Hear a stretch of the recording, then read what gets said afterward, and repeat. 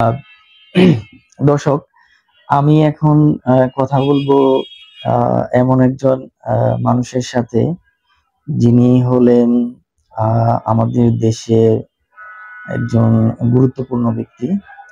উনি হলেন দীর্ঘ 40 বছর পড়াশোনা প্লাস শিক্ষকতা প্লাস হলো বিভিন্ন প্রশাসনে কাজ করেছেন উনি। আহ, বই লিখেছেন অনেক। ওনার বই আমার পড়ার সৌভাগ্য হয়েছে। আমি স্যারের অনেক বই পড়ছি। আর উনি হলেন ডক্টর হাসনাইন আহমেদ। আহ, আজকে আমি ওনাকে বেশ কিছু কোশ্চেন করব। সেটা হলো, স্যার, আমাদের দেশে তো এই এই যে 24-এর ছাত্র জনতার বিপ্লবের 1 বছর পূর্তি হতে চলেছি, এই সম্পর্কে কিছু আপনি বলেন। ধন্যবাদ আমাকে প্রশ্ন করার জন্য। আমিও ভাবছিলাম যে এমনটি প্রশ্ন হলে উত্তরটা দেয়া আমার মনের মতো হতো, তার কারণ আমিও এটা নিয়ে ভাবছি। আর ইতিমধ্যেই 1 বছর পূর্ত হতে চলেছে। তো ফলে আমরা তো এখন একটা কিছু আশা করতে পারি যে কি পেলাম আর কি পেলাম না। এটা তো প্রথমেই আমি, যেহেতু আপনারা শুনেছেন যে আমি শিক্ষক মানুষ, আমার কথাগুলো একটু সোজাসুজি কথা, কোনো ঘোরানো পেছানো কথা না, সোজা কথা। তো মূলত হলো লালনের একটা গান ছোটবেলা থেকে শুনে আসি আমরা, আশা পূর্ণ হলো না মনের বাসনা। আসলে উনি বলেছেন যে আমার বিভিন্ন লেখা উনি পড়েছেন, প্রতি সপ্তাহে তো বিভিন্ন জাতীয় দৈনিকে লিখতে হচ্ছে কলাম আকারে। সেখানে কিন্তু বারবার এ পর্যন্ত আমি কখনো বলিনি যে আমাদের 24-এর বিপ্লব সার্থক হয়েছে। আমি সব জায়গায় একটু খারাপ ভাষা ব্যবহার করে বলি যে আদা খেসড়া বিপ্লব, অর্থাৎ আমি এদের বোঝাতে চাই যে আমাদের বিপ্লব পূর্ণাঙ্গতা পায়নি। এর অনেকগুলো কারণ আছে, কিন্তু পূর্ণ বিপ্লব যেটা চাই, ওই যে যা চাই তা ভুল করে চাই, যা পাই তা চাই না। তো আমরা যা পেয়েছি তাদের পুরা চাইনি তা নয়, আমি বলবো যে অন্তত 40% আমরা পেয়েছি। বা যদি আমরা বলি যে বর্তমান সরকার, যেটা বর্তমান যে সরকার চলছে, আমরা বলছি অন্তর্বর্তীকালীন সরকার। অন্তর্বর্তীকালীন সরকারের এই নিয়ে কয়েকদিন আগেও আমি বিভিন্ন পত্রিকায় বলেছিলাম যে অন্তর্বর্তীকালীন সরকার, এই যে প্রফেসর ডক্টর ইউনূসের নেতৃত্বে যে টিম, এই টিম না আসলে বর্তমানে দেশে দুর্ভিক্ষ চলার কথা ছিল। তো আল্লাহর অশেষ রহমত এবং তাদের চেষ্টায় আমরা দুর্ভিক্ষ থেকে রক্ষা পেয়েছি। কেন এটা একটু খুলেই বলি। সেটা এরকম যে দেখুন, হাজার হাজার কোটি টাকা যেখান থেকে সরিয়ে নিয়ে হয়েছে, লক্ষ লক্ষ কোটি টাকা। তো সেখানে যদি সঠিকভাবে এ দেশটা যতই আমরা চালানোর চেষ্টা করি না কেন, আমাদের ফান্ড তো সেখানে থাকার কথা না, সব ফান্ডই তো চলে গেছে বিদেশে। সুতরাং টাকা না থাকলে ব্যাংকগুলো হয়ে গেছে দেউলিয়া, যার যার মতো সে টাকা নিয়ে বিদেশে চলে গেছে। আমাদের এই যে ফাইন্যান্সিয়াল ম্যানেজমেন্ট সিস্টেমটা সুন্দর হওয়াতে এই 1 বছর আমরা টাকা ঋণের আসলটা দিতে হয়েছে, সাথে সাথে সুদ সহ পরিশোধ করতে হচ্ছে কিস্তি আকারে। এইটা হয়তো সম্ভব হতো না। আমরা বর্তমান সরকারকে এজন্য ধন্যবাদ দিই। এই এক জায়গায় একটা বিষয় আছে, এটাতে তাদের সাকসেসফুলনেস আমি দেখি। আর একটা বিষয় আছে হলো যে শেখ হাসিনা তার দলবল সহ এদেশ থেকে পালিয়ে যাওয়ার পরই আমাদের পার্শ্ববর্তী দেশ, প্রতিবেশী দেশ আমাদের বিরুদ্ধে যেভাবে কথা বলা শুরু করেছিল, যে টোনে, মনে হচ্ছিল যে আমরা ভেসে চলে যাব। তো আমাদের তত্ত্বাবধায়ক সরকারের প্রধানের নেতৃত্বে বিশ্ব নেতৃবৃন্দ ভারতের এই ধরনের মন গড়া কল্পিত কথা তারা নেয়নি। জি স্যার, এটা আমাদের একটা বড় সার্থকতা, এবং এজন্য আমরা আমাদের এই অন্তর্বর্তী সরকারের কাছে কৃতজ্ঞ থাকা দরকার। কিন্তু আমার ভয়টা অন্য কোথাও। ভালো দিক ছাড়াও এর কোনো ড্রব্যাক নাই তা বলছি না, ভয়টা অন্য কোথাও, যে আমাদের বর্তমান সরকারের মেয়াদ শেষ হতে চলেছে, কিন্তু যে দুটো জিনিসের কথা বললাম দুইটাই হলো টেম্পোরারি, 1 বছর বা 2 বছর, তার বেশি তো নয়। আমরা ইকোনমিক্যালি যতদিন পর্যন্ত সাউন্ড না হতে পারবো, ঠিক ইউনূস সরকার যতদিন পর্যন্ত তার মন মতো বা সাধারণ মানুষ যেটা চাই এই মন মতো যদি আমরা এ দেশটাকে গড়তে না পারি, তাহলে কিন্তু এই যে বিপ্লব বলছি, এই জন্যই আমি আধা খেসরা বিপ্লব বা অসম্পূর্ণ বিপ্লব যদি একটু ভালো ভাষায় বলতে হয়, এই জন্য আমরা বলি। আপনারা বিবেচনা করে দেখুন, এখানে দর্শক মন্ডলী আছেন, দেখবেন যে আসলে যেটা হয়েছে খুবই সুন্দর হয়েছে। তাদের ব্যর্থতা যে নাই তা নয়, কিন্তু সেই ব্যর্থতাটা অন্য জায়গায়, সেটা আমি অন্যভাবে দেখতে চাই একজন শিক্ষক হিসাবে। শুধু খারাপ দিকটাই দেখাটা বড় কথা না, আমাদেরকে ভালো দিকটাও দেখতে হবে। ভালো দিকটা দেখলাম, খারাপ দিকটা হলো যে তারা যেহেতু স্বল্প সময়ের জন্য এসেছে, একটা দেশ দীর্ঘ বছর যদি অনিয়ম, অরাজকতা, দুর্নীতি, সীমাহীন দুর্নীতি, আপনারা জানেন যে বেছে বেছে বেছে বেছে আমারই অনেক আত্মীয়ের মধ্যে দেখেছি তাদের চাকরি চলে গেছে। কেন? তার কোনো আত্মীয়, চাচাতো ভাই বিএনপি করে কিংবা কেউ জামাত করে, তারা চাকরি থাকবে না। এভাবে নিয়োগ প্রক্রিয়া চলে যদি দেশটা চলে, তাহলে সরকারের যে কোনো পর্যায়ে 15 থেকে 17 বছর যত সব কর্মকর্তারা আছে সবগুলো নির্দিষ্ট কোনো দলের। সুতরাং তারা চেয়েছিল যে এটা শত শত বছর ধরে বংশ পরস্পরাই আওয়ামী লীগ থাকবে দেশটা, আর অন্য কেউ এখানে থাকতে পারবে না। তো প্রকৃতির তো একটা প্রতিশোধ আছে, এই প্রকৃতির প্রতিশোধের কারণে আজকে তাদের এই দশা, এটা আমি বিশ্বাস করি। কেন বিশ্বাস করি শুনুন, প্রকৃতির প্রতিশোধ এটা আছেই, এটা আপনারা ধরে নিন নিশ্চিতভাবে। 2 ভাবে প্রকৃতি তৈরি করেছে আল্লাহ তাআলা। আমি আস্তিক মানুষ, তাই আমি বলি যে প্রকৃতি তৈরি করেছে আল্লাহ তাআলা, তিনি একটা সিস্টেমের মাধ্যমে তৈরি করেছে।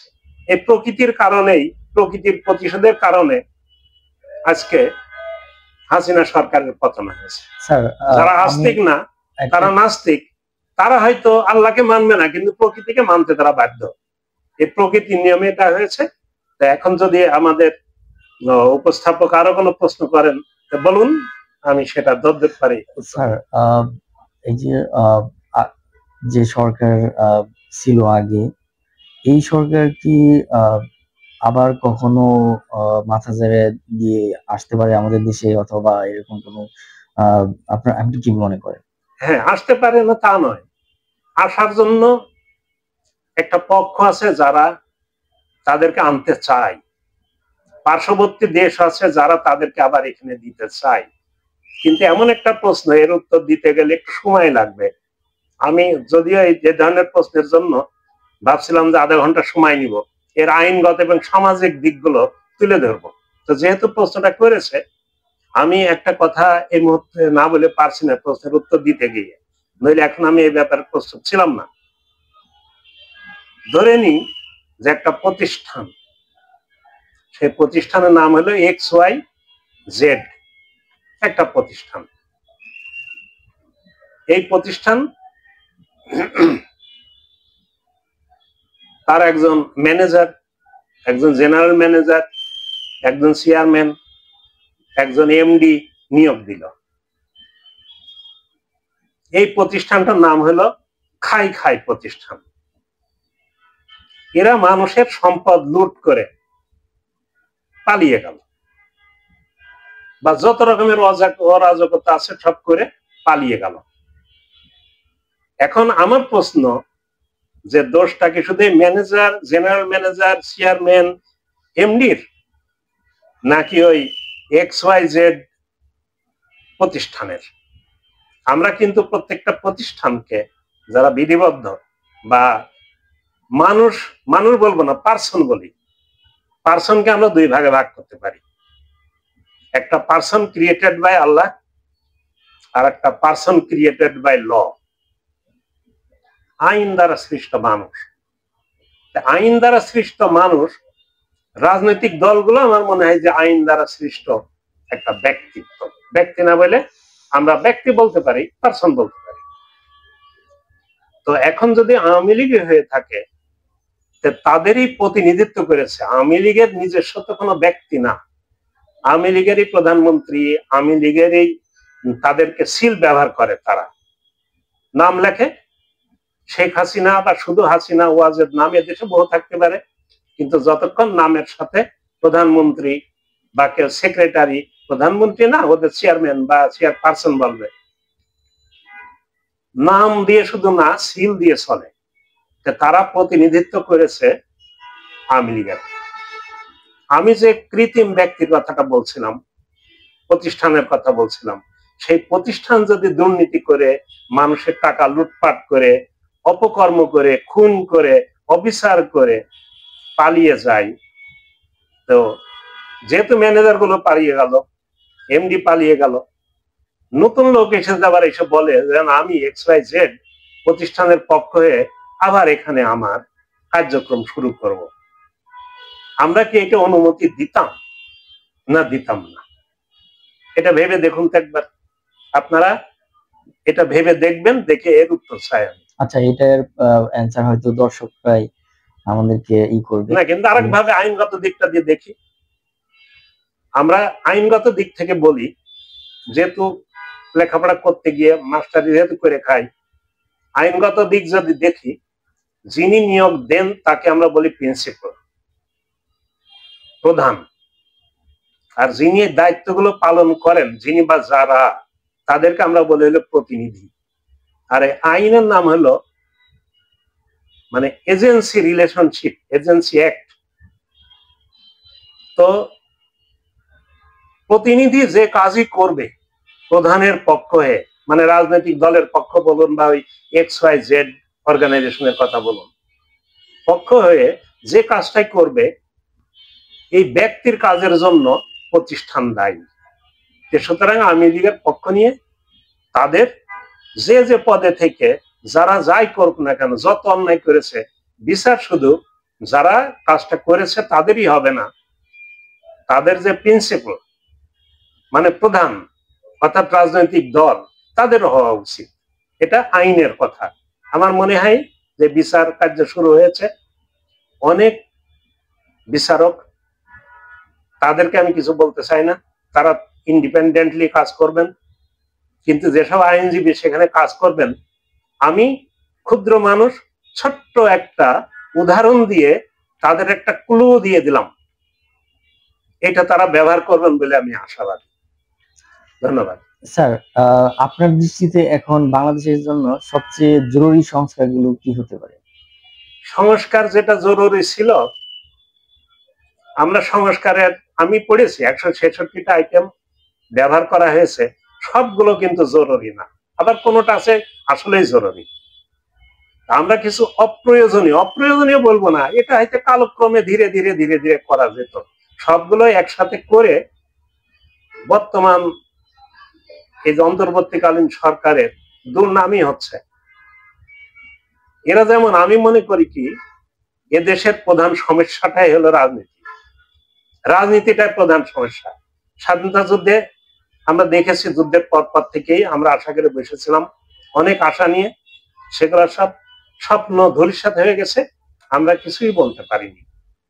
মাঝখানে আমরা আশায় বুক বেঁধেছিলাম, আবার ৭৫-এর পট পরিবর্তনের পরে যখন শহীদ প্রেসিডেন্ট জিয়াউর রহমান ক্ষমতা নিলেন, দেশে গণতন্ত্র চালু করলেন, এবং উনি রাজনীতিতে নীতি ফিরিয়ে নিয়ে এসেছিলেন।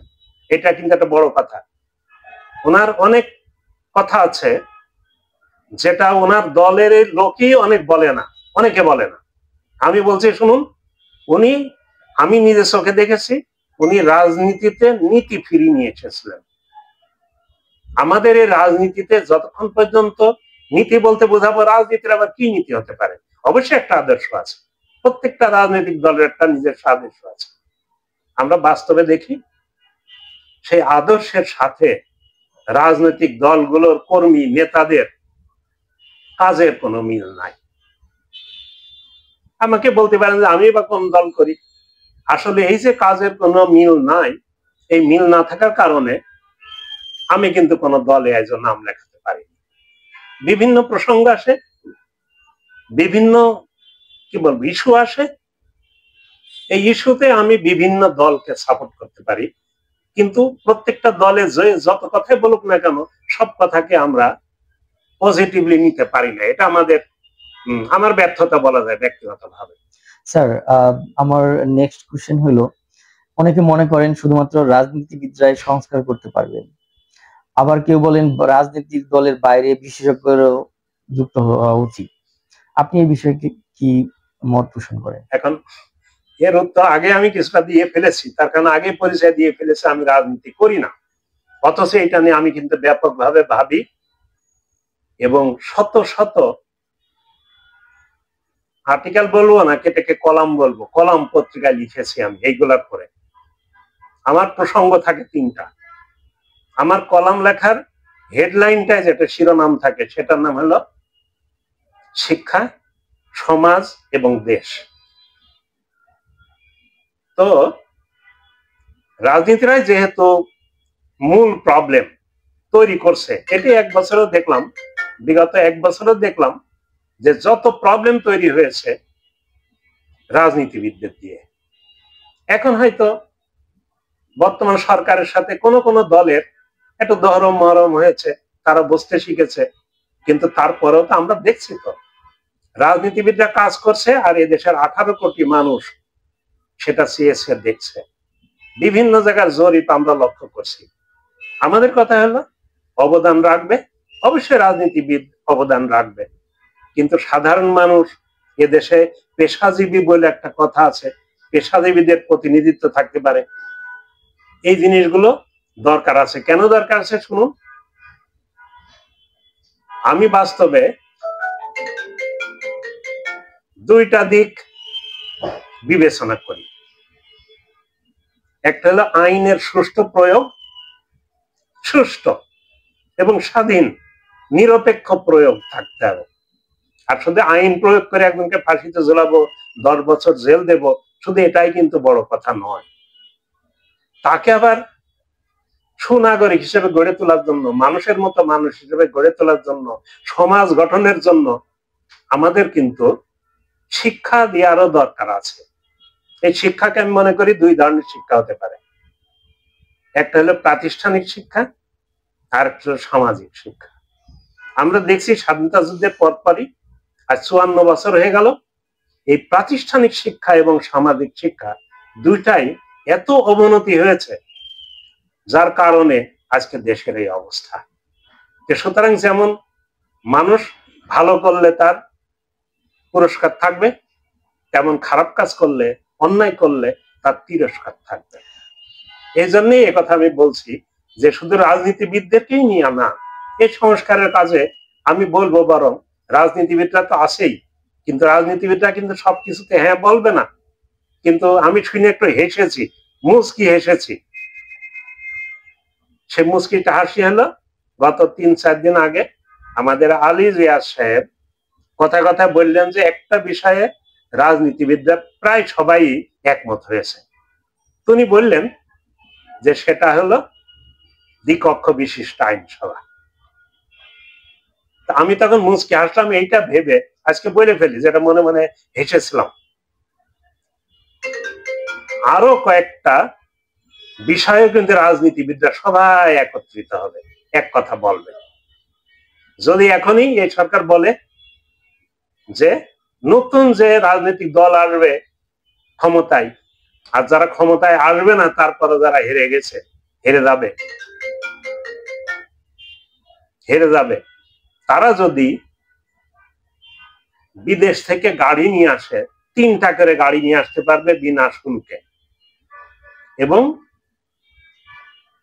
এমপি যে গাড়িটা পাবে সেই গাড়িটা হলো সরকার থেকে টাকাটা দিবে, আর ছেলে মেয়েদের জন্য একটা আর ওয়াইফের জন্য আর একটা। এই গাড়ির শুল্ক লাগবে না, ব্যক্তিগতভাবে শুধু আসল টাকাটা দেবে। দলমত নির্বিশেষে সমস্ত দল কিন্তু একসাথে হবে, বলবেই হ্যাঁ হ্যাঁ আমরা রাজি, খুব হাসি মুখে বেরিয়ে আসবে। রুম থেকে আলোচনা করে, সবাই একমত হবে। আবার যদি বলা হয় যে রাজুক এখন পুনর্গঠনের জন্য চাচ্ছে হলো সমস্ত এমপিরা 1 বিঘা করে জমি রাজুক দিয়ে দেবে, প্রত্যেকে খুব হাসি মুখে মেনে নেবে। রাজনীতিবিদরা কি চাই সব সবাই যে ভালো জনগণের পক্ষে যাবে, এটা আমি বিশ্বাস করি না। তার কারণ এই 54 বছরের স্বাধীনতা দেখছি তো, 54 বছরে যে বললাম যে মাত্র হাতে গুনে 3.5 থেকে 4 বছর প্রেসিডেন্ট জিয়াউর রহমানের শাসন দেখেছি, সেখানে নৈতিকতা দেখেছি, দফা ভিত্তিক উন্নতি দেখেছি। সেখানে আমি তারও যে সবগুলো ভালো পেয়েছি তা না, কিছু কিছু আমার সেখানে আপত্তি ছিল, কিন্তু তাছাড়া অধিকাংশ ক্ষেত্রে তার আদর্শকে আমি পছন্দ করতাম, কিন্তু তার রাজনীতিতে যোগদান আমি করিনি কিন্তু কখনো। এই জন্য আমি বলবো যে শুধু রাজনীতিবিদ না, এর একটা যুক্তি আছে। যুক্তি হলো রোগ হয়েছে, রোগীকে সবসময় রোগের ট্রিটমেন্ট করার জন্য প্রেসক্রিপশন দিতে বলতে হয় না। কোনো কোনো জিনিস আছে রোগীকে অচেতন করে ইনজেকশন দিয়ে বা কি বলে বিভিন্ন বিষয় দিয়ে অজ্ঞান করে অ্যানেস্থেসিয়া, সেটা লোকাল অ্যানেস্থেসিয়া হতে পারে বা পুরো শরীরের অ্যানেস্থেসিয়া করেও কখনো কখনো অপারেশন করতে হয়, এবং সেটা রোগীরই ভালোর জন্য। সুতরাং সব কাজে রাজনীতিবিদরা করবে এবং তারা সম্মত হবে, আমি বিশ্বাস করি না এটা। এবং এই একটা কারণেই দেখলেন যে আজকে জুলাই চার্টার এই যে তৈরি করতে দেরি হচ্ছে, এবং আরো কয়েকদিনের মধ্যে দেখুন ঝামেলাটা একটু তৈরি হবেই। মোনা যায় ভাটিতে, ধোনা যায় উজান, এই উজান ভাটির খেলা কিন্তু কয়েকদিনের ভিতরে শুরু হতে যাচ্ছে। এটা আমি একটু মাস্টার মানুষ, আগে কথা বলে ফেলি, এটা একটু মনে মনে প্রস্তুতি নিন আপনারা সবাই। এটা কেউ সই করবে, কেউ একটু পিস্টান দেবে, কেউ বিভিন্ন কথা বলবে, আর নানা জনের নানা কথা। তো বিভিন্ন রাজনীতিবিদরা দেখবেন এত আপত্তিকর, এত অসৌজন্যমূলক কথা ছুড়ে মারে হঠাৎ করে কারোর দিকে। আপনি যদি সুস্থ চিন্তা করেন আপনার জন্য সেটা সহ্য করা খুব কঠিন হয়ে যাবে। তার কারণ সব রাজনীতিবিদ তো সমান না, তার মধ্যে নীতিবান লোক নিশ্চয়ই কিছু আছে, কিন্তু অধিকাংশ লোকই ব্যবসা করতে এসেছে। এই জন্যই আমি বলবো যে রাজনীতিবিদ ছাড়াও এ দেশে যারা বিশেষজ্ঞ আছে বিভিন্ন বিষয়ে, বিশেষজ্ঞ বলবো কি বলবো যে পেশাদার যারা বা তাদের মধ্যে প্রতিনিধি হিসাবে এই শিক্ষক একটা পেশা, এর প্রতিনিধি থাকতে পারে, ইঞ্জিনিয়ার, ডাক্তার, কৃষিবিদ, এরকম পেশার তো অভাব নাই। তার মধ্যে থেকে যারা রাজনীতি করে না তাদেরকে নিয়ে কাজ করলেই দেখতেন যে 166 না, মূল কতকগুলো কি হতো। আরেকটা বিষয় আছে, এ দেশের যে প্রবলেম, এই প্রবলেমকে আমি 2 ভাগে ভাগ করতে চাই। এক ধরনের প্রবলেমকে আমরা বলি হলো ওই যে স্ট্রাকচার যেটা করছে, রিস্ট্রাকচারিং সরকার করছে, এটা যতদূর পারে সরকার করবে, বর্তমান সরকার। কিন্তু একটা জিনিস কিন্তু হচ্ছে না, ওই রোগীর ট্রিটমেন্ট। রোগ কিন্তু প্রকট আকার ক্রমশ ধারণ করেছে এবং আরো করবে। তার কারণ 15 বছরের দুঃশাসনের ফলে সমাজ গেছে নষ্ট হয়ে, সমাজে মানুষের মূল্যবোধ গেছে ধ্বংস হয়ে। সে মূল্যবোধ তো হঠাৎ করে ফিরিয়ে নিয়ে আসা যায় না। যে কথা এর আগেও বলতে যাচ্ছিলাম, অন্য কথায় চলে গেছি, ফিরিয়ে নিয়ে আসা সম্ভব নয়। রাজনৈতিক দলের চিন্তাধারা, মানসিকতা, তাদের নেতা ভালো হলে কি হবে? দেশব্যাপী আছে হলো তাদের এলাকার নেতা কর্মী, তাদের অনেক কর্মকাণ্ড আমাদের চোখে ভাসছে। চোখে ভাসছে কেন? প্রতিদিন পত্রিকা পড়ি, সেগুলো দেখছি। সেগুলোকে সংশোধন করা রাজনৈতিক দলের নেতাদের পক্ষে এত সহজ হবে না।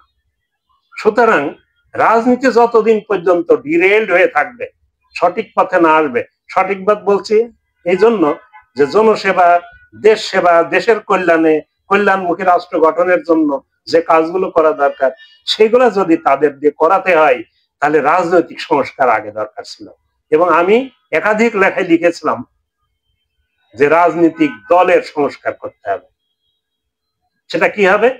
আমি ডাক্তারকে পড়িয়েছি, ইঞ্জিনিয়ারদেরকে পড়িয়েছি, ক্লাস নিয়েছি, শিক্ষকদের ট্রেনিংও আমি দিয়েছি বিভিন্ন জায়গায় বেতন। আমি যেহেতু প্রফেশনাল, আপনারা হয়তো কেউ কেউ জানেন, কোড অফ এথিক্স পড়াই সেখানে, যে রাজনীতিবিদরা জনগণের প্রতিনিধিত্ব করবে। জনগণের প্রতিনিধিত্ব করবে, তাদের কোনো দায় দায়িত্ব থাকবে না, এটা তো হতে পারে না। তাদেরও কোড অফ এথিক্স থাকবে, এবং সেটা সংবিধান সংশোধন প্রশ্ন আসছে, আমার মনে হয় সেখানে ইনকর্পোরেট করতে হবে, সন্নিবেশিত করতে হবে, যে তারা কোন কাজ করবে কি করবে না। এবং প্রত্যেকটা রাজনৈতিক দল সে ব্যাপারে গ্যারান্টি দেবে যে আমার কর্মীদেরকে আমি নিয়ন্ত্রণ করব, এবং তারা অন্যায় করলে এদেশে আইন আছে, আইনের হাতে সোপর্দ করব। এই ধরনের প্রতিজ্ঞা যদি না করে নামে, দেখবেন যে আগে যা ক্ষতি হয়ে গেছে, আমাদের অনেক ক্ষতি হয়েছে 15 থেকে 17 বছরে, এই ক্ষতি কিন্তু ভবিষ্যতে আমরা ঠেকাতে পারবো না। এ ব্যাপারে সাধু সাবধান হতেই হবে, না হলে কিন্তু এই যে মাস্টার নামে যে কাঙ্গালের কথা বাসি হলে পড়বে। ধন্যবাদ স্যার, আপনাকে অসংখ্য ধন্যবাদ। আপনি স্যার অনেক গুরুত্বপূর্ণ কথা বললেন। আমার নেক্সট কোশ্চেন হলো যে ভবিষ্যৎ ভাবনা ও দৃষ্টিভঙ্গি, যদি আপনাকে বর্তমান কেয়ারটেকার সরকার বা পরবর্তী নির্বাচিত সরকারকে পরামর্শ দেওয়ার সুযোগ দেওয়া হয়, তাহলে আপনি প্রথমে কোন 3টি নীতি বাস্তবায়নের পরামর্শ দেবেন? নীতির মধ্যে সেদিন প্রেস ক্লাবে একটা অনুষ্ঠান হয়েছিল, সেই অনুষ্ঠানে প্রধান অতিথি ছিলেন একজন, যাই ওনার অনুপস্থিতিতে সেখানে আমাকেই মাঝখানে বসতে হয়েছিল। ওখানে আমি বলেছিলাম হলো, ওই সে বক্তৃতাগুলো এসেছে, কিছু কিছু পত্রিকায় এসেছিল, টিভিতে এসেছে। আমি বলেছিলাম জাতীয় সরকারের কথা। তার কারণ এখন আমাদের জাতি গড়া দরকার, দেশ গড়া দরকার। আমাদের মধ্যে ঐক্যতান, কাজের একটা ঐক্যতান আমরা বেছে নিব, 15, 20টা বা 30টা পয়েন্ট, যে পয়েন্টের ভিত্তিতে দেশটা এগিয়ে যেতে পারে। সবাই হিংসা বিদ্বেষ ভুলে আমাদের দেশকে যদি, যেমন স্বাধীনতা যুদ্ধের পর আপনারা দেখুন 1-2% লোক ছিল বিরুদ্ধে, তারা কিন্তু কিছু করতে পারেনি। এই 98% লোক বিভিন্ন দল থেকে এসেছিল, তাদের একটা লক্ষ্য ছিল সামষ্টিক, যে দেশকে স্বাধীন আমরা করব। এজন্যই কিন্তু এদের স্বাধীন হয়েছে। এবং সেই স্বাধীনতা, আমি কিন্তু স্বাধীনতাকে গণ্য করি, গর্ব করি। এবং এবারেও অনেকে বলেছে দ্বিতীয় স্বাধীনতা, আমি এই কথাটাকে গুরুত্ব দিইনি। তার কারণ আমি বলেছিলাম যে স্বাধীনতা আমরা অর্জন করেছি কষ্ট করে, লক্ষ লক্ষ শহীদের বিনিময়ে, প্রাণের বিনিময়ে, কিন্তু সেটা আমরা সুরক্ষিত করতে পারিনি। স্বাধীনতা চলে গিয়েছিল অরক্ষিত হয়ে, দাস গোলামের মাধ্যমে অন্য দেশের হাতে। সেই স্বাধীনতা আমরা সুরক্ষা করেছি। 1 বছর পূর্তি হতে চলেছে, আমরা সবাই একসাথে হয়ে একটাই প্রত্যয় নিয়ে, প্রত্যয় তো আমরা, আমার ভাষা নিশ্চয় বুঝতে পারছেন, একই প্রতিজ্ঞা নিয়ে আমরা দেশ গড়বো। তার কারণ এত সোনার মতো দেশ, বিশ্বের কত দেশে ঘুরেছি, কত দেশে লেখাপড়া করেছি, কত দেশে চাকরি করেছি, একটা বীজ মাটিতে যে কোনো ভাবে ছুঁড়ে ফেলে দিলেই সেখানে গাছ জন্মায়। একটা সুন্দর একটা এমন দেশ, আর মানুষগুলো ছিল সহজ সরল। সেই মানুষগুলোকে রাজনীতিবিদরা জটিল কুটিল বানিয়ে ফেলেছে। সবাইকে বলছি না, যারা খেটে খাওয়া মানুষ, শ্রমজীবী মানুষ, কর্ম করে খায়, তাদের কথা আলাদা, তাদেরকে এই হিসাব থেকে আমরা বাদ রাখতে চাই। তাছাড়া এই যে রাজনীতি নামের লাভজনক অবৈধ ব্যবসার টোপ মুখের ভিতরে দিয়ে আমরা যেভাবে রাজনীতি নামে ব্যবসা শুরু করেছি, এই ব্যবসা থেকে ফিরে আসতে গেলে আমাদের একত্রিত এবং ঐক্যবদ্ধ এবং প্রতিজ্ঞাবদ্ধ হওয়ার কোনো বিকল্প দেখি না। এর জন্য কোনো কোনো দল, রাজনৈতিক দল ভাবতে পারে যে মনে হয় তারা দেওয়ালে হয়ে যাবে, তার কারণ কর্মীরা থাকবে না। বর্তমান সুবিধা না দিতে পারলে কর্মীরা থাকে না। কিন্তু আমি জানি 18 কোটি মানুষ, এর অধিকাংশ কিন্তু যুব সম্প্রদায়। দেখবেন 18-র উপরে, এবারও কি দেখলেন আন্দোলনে 50-এর নিচেই, তারাই হল অধিকাংশ। খারাপ 10টা যাবে, ঠিক ভালো 10টা এসে আবার সেখানে হাজির হবে। ভালো আসছে না কেন এই প্রশ্ন করবেন আমার কাছে। এর একটাই উত্তর আমার মনে পড়ে না, ছাত্র জীবনে পড়েছি। গ্রাশাম স্মিথ বা কার একটা মুদ্রা তত্ত্ব ছিল, অর্থনীতিতে পড়েছিলাম। সেই অর্থনীতিতে আপনাদের মনে পড়বে প্রত্যেকে, আপনাদের একটু সচেতন, ভালো টাকাকে নাকি খারাপ টাকাগুলো বিদায় করে দেয়, মার্কেট থেকে তাড়িয়ে বের করে দেয়। যখনই দেখবেন খারাপ টাকাগুলো বেরিয়ে চলে যাবে, ভালো টাকাগুলো এসে খারাপ জায়গাটা দখল করে দেবে। এই জন্য আমি আপনাদেরকে আশ্বাস দিতে পারি যে আপনারা কর্মী সংকটে ভুগবেন না, বরং খারাপ কর্মী যদি একটা চলে যায়, অসংখ্য ভালো লোকের সমাজে আছে আমার দেখা চোখে। আমি তো মানুষ নিয়ে গবেষণা করি, শিক্ষকতা করি, মানেই তো সিনিয়র মানুষ নিয়ে গবেষণা করি, যারা এদেশের সম্পদ। প্রচুর ভালো ভালো ছেলে আছে, আর ভালো যে ছেলেরা আছে এটা তো এবারই প্রমাণ হয়ে গেল। এটা ওই নেতৃত্বে আমি হয়তো গোপনে ছিলাম, সামনে আসেনি, ওই নেতৃত্বে আমিও থেকেছি, যে কথা প্রকাশ করে ঢোল বাজিয়ে আমি কোনো পদ চাই না বলে ঢোল বাজাইনি। আমার ঢোল আমি ছিঁড়ে ফেলার চেষ্টা করিনি, কিন্তু আমার ছাত্রদেরকে পরিচালনা আমি করেছিলাম, তাদের খাবারের যোগান আমি দিয়েছি, পানির যোগান আমি দিয়েছি। আমার পকেটে যখন কুলাইনি তখন কিছু আমার পুরনো ছাত্র ছিল যারা ব্যবসায়ী বড় বড়, তারা আমাদেরকে বলেছিল, তারা আমাকে হেল্প করেছে, বলে স্যার কত টাকা লাগবে, আপনি শুধু ফোন করে বলে দিবেন যে অমুককে এত 1000 টাকা দিয়ে দাও, আমরা দিয়ে দিব। তারা হেল্প করে এই দেশটাকে এই যে এই 24-এর গণ অভ্যুত্থান করিয়েছে তারা। আমরা তো ছিলাম পিছনে, সামনে যেতে পারি না।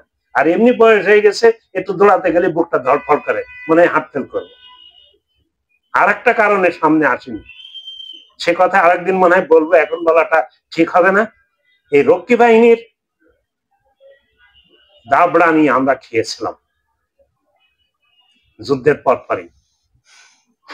তখন থেকে শিখেছি আমি যে নিজেকে একটু অন্তরালে রেখে সামনে না গেলে যে কোনো সময় বিপদ আসতে পারে। আমরা হয়তো 24-এর এই বিপ্লব, যদিও বলেছি অর্ধ সমাপ্ত বিপ্লব, করতে পেরেছি বলে আজকে বুক ফুলিয়ে সে কথাগুলো বলতে পারছি, নইলে দেখতেন যে আমি কবে গুম হয়ে যেতাম। এমনি বিভিন্ন কথা, সত্য কথা পত্রিকায় লিখি বলে দীর্ঘ বছর ধরে আমাকে অনেক গঞ্জনা, অনেক ভয় ভীতি বিগত সরকার দেখিয়েছে, কিন্তু আমার হাতকে, আমার কলমকে স্তব্ধ করে দিতে পারেনি। তার কারণ কলম একই কথা বলবে, ফুলের মালা গলায় দিলেও সে কথা বলবে, গলায় ছুরি চালালেও সে একই কথা বলবে। শিক্ষকের কলম আবার দুই রকমের হয় কি করে? শিক্ষকের চোখ দুইটা, সে দুইটা চোখ দিয়ে দেখবে, এক চোখ দিয়ে তো দেখতে পারে না। তা আমি বলবো, যে কথা বলছিল, যে আমার মনে হয় যে সবাই মিলে একসাথে দেশটা কিভাবে গড়া যায়, এই দেখেন 54 বছর হয়ে গেল। অথচ যখন স্বাধীনতা যুদ্ধ শুরু হয় তখন আমি ক্লাস 10-এ উঠিনি, 9-এ পড়ি। তখন যে বুক, যে আশা, যে গর্ব নিয়ে দেশ শুরু করছিলাম, এখন আমার জীবনের প্রান্ত সীমায় চলে এসেছে, যে কোনো সময় সূর্য অস্ত যাবে। তাহলে আজীবন আমরা হতাশায় ভুগছি।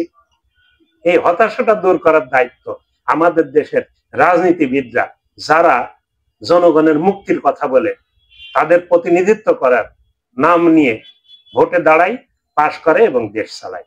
এটা হলো আমার অনুরোধ তাদের কাছে। অসংখ্য ধন্যবাদ স্যার, আপনি স্যার অনেক অনেক মূল্যবান কথা বলছেন। প্লাস হলো আমরা আসলে যদি স্যার আপনার এই কথা থেকে কোনো শিক্ষা গ্রহণ করতে পারি, আমার মনে হয় সেটাই আমাদের জন্য মঙ্গলজনক হবে। অসংখ্য ধন্যবাদ স্যার, ভালো থাকবেন। শিক্ষার ব্যাপারে একটু বলি, একটা কথা বলি। আমাকে এই 52-54 বছরে দেখছি তো এদেশের শিক্ষার মান খুব নেমে গেছে। আর এই শিক্ষা নিয়ে যে কাজগুলো হয়, আসলে ওইগুলোকে শিক্ষানীতি বলা যায় না।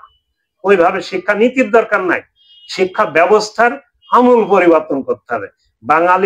বাংলাদেশ এবং মুসলমানের সংখ্যা বেশি, এদের উপযোগী করে একটা শিক্ষা ব্যবস্থা তৈরি করতে হবে।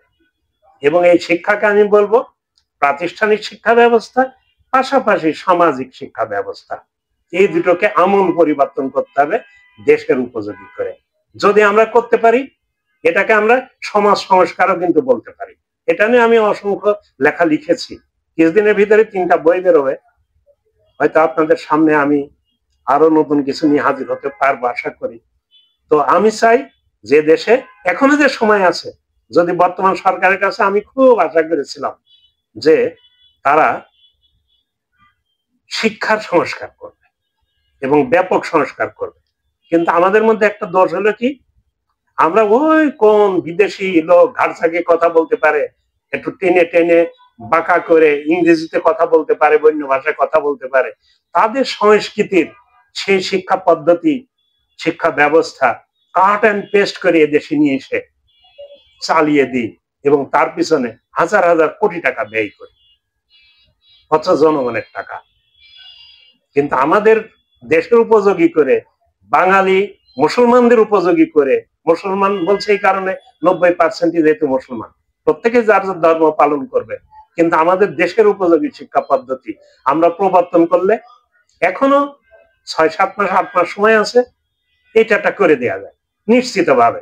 এবং এরপর আমি আমার যে শিক্ষা বিষয়, এটা নিয়ে প্রচুর লেখালেখি আমি করেছি, আন্তর্জাতিক মানের জার্নালেও প্রকাশ পেয়েছে। বাংলাদেশের জার্নালে তো প্রকাশ পাওয়ার আর কয়টার কথা বলবো, আর্টিকেলই লিখেছি আমি প্রায় 60 থেকে 70টা, শুধু সামাজিক শিক্ষা এবং ওই প্রাতিষ্ঠানিক শিক্ষার পরে, এবং নতুন মডেল দিয়ে, এবং জাতীয় পর্যায়ে এইগুলো আমি সেমিনার করে তাদের মতামত নিয়েছি। আর ঘরে ঘরে বিভিন্ন স্কুলে, মাদ্রাসায়, কলেজে, হাই স্কুলে আমি গেছি, আর ইউনিভার্সিটিতে তো শিক্ষকতা করছি আজকে কত বছর ধরে, শত শত লোকের ইন্টারভিউ নিয়েছি আমি জানি যে প্রবলেম গুলো কোথায়। সেই প্রবলেম গুলো যদি আমরা আইডেন্টিফাই করি এবং সেটা যদি এখন আমরা কাজে লাগাতে পারি, এ দেশটাকে উঠানো কঠিন কিছু না। তাহলে দুইটা জিনিস আমরা দেখলাম, একটা হলো মানুষকে সুশিক্ষিত করে তুলতে হবে সামাজিক শিক্ষা সহ প্রাতিষ্ঠানিক শিক্ষা দিয়ে, আর একটা হলো আইনের সুষ্ঠু প্রয়োগ হতে হবে। আইন অনেক করা যাবে, হাজার হাজার পৃষ্ঠার আইন করে যত লোক পরিশ্রম করছে রাত দিন, অনেক দামি দামি লোক, অনেক জ্ঞানী জ্ঞানী লোক পরিশ্রম করছে, কিন্তু যদি তৈরি করলাম অনেক, কিন্তু প্রকৃতপক্ষে সেটা বাস্তবায়ন করতে পারলাম না, আইনে প্রয়োগ হলো না, তাহলে কিন্তু এটা না করার সামিল হবে। এটা ভাবিয়া করিও কাজ, করিও ভাবিও নয়। আমি এই আবেদনটাই আপনাদের কাছে রাখছি। অসংখ্য ধন্যবাদ স্যার আপনাকে, আপনার এই মূল্যবান সময় দেওয়ার জন্য। আপনাকেও ধন্যবাদ। কথা আছে প্রচুর, যেহেতু শিক্ষকতাই শুধু করি না, আমাদের কাজই হলো দেশ নিয়ে ভাবা, সমাজ নিয়ে ভাবা, শিক্ষা নিয়ে ভাবা, মানুষ নিয়ে ভাবা, মানুষ নিয়ে রিসার্চ করা। স্যার আমরা হয়তো পরবর্তীতে আপনাকে আরো আবেদন করব, আরো আপনার কাছ থেকে আরো অনেক মূল্যবান পরামর্শ, অনেক কথা আমরা পরবর্তী সময় আবার জানবো। অসংখ্য ধন্যবাদ স্যার। আমি স্বাগত জানাচ্ছি।